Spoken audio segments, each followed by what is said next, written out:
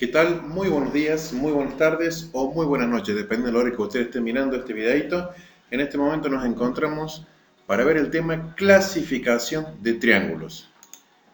Bien, existen dos tipos de clasificaciones muy conocidas, las recordaremos en este momento, que una es clasificación de triángulos según sus lados y otra clasificación de triángulos según sus ángulos.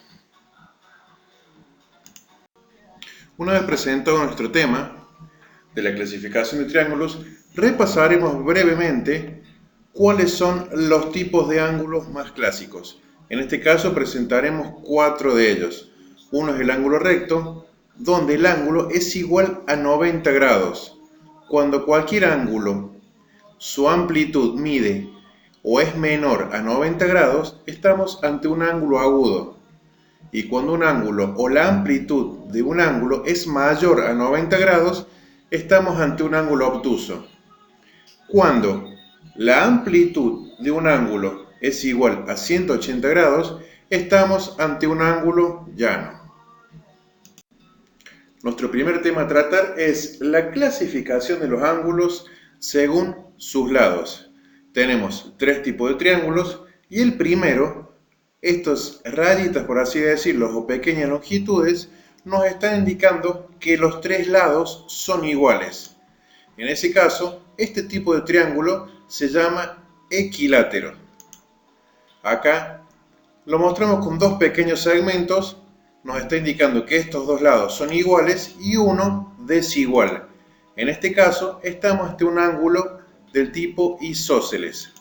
Ahora, cuando tenemos un triángulo con 3 lados desiguales, estamos ante un tipo de triángulo escaleno. Ahora presentaremos la clasificación de los triángulos según sus ángulos. Si observamos el primer triángulo, observamos que sus 3 ángulos son agudos. Recordando que en un principio mencionamos que cuando la amplitud de un ángulo es menor a 90 grados, se llama agudo. Ahora, fusionamos esa palabra agudo con triángulo y obtenemos el nombre de acutángulo. Ahora, observamos el segundo ejemplo.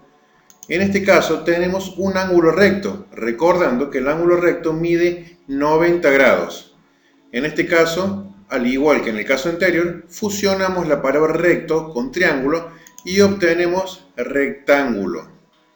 Ahora, en el último de nuestros ejemplos, notamos que tenemos un ángulo obtuso, ya que su amplitud es superior a los 90 grados. Fusionando la palabra obtuso con triángulo, obtenemos un obtusángulo.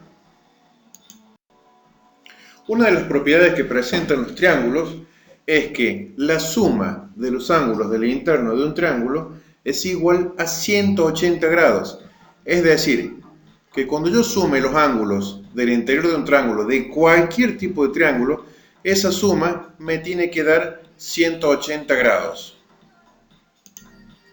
Si observamos este ejemplo, obtenemos un ángulo recto que mide 90 grados, otro ángulo que en este caso lo llamamos ángulo A, que mide 50 grados, y un ángulo C, que desconocemos su valor. Pero sí, conociendo la propiedad que la suma de los ángulos del interno de un triángulo es igual a 180, podemos lograr obtener ese valor, ya que donde dice que el ángulo A más el ángulo B más el ángulo C, la suma de esos 3 ángulos es igual a 180 grados. Quiere decir que en este caso podemos obtener una ecuación.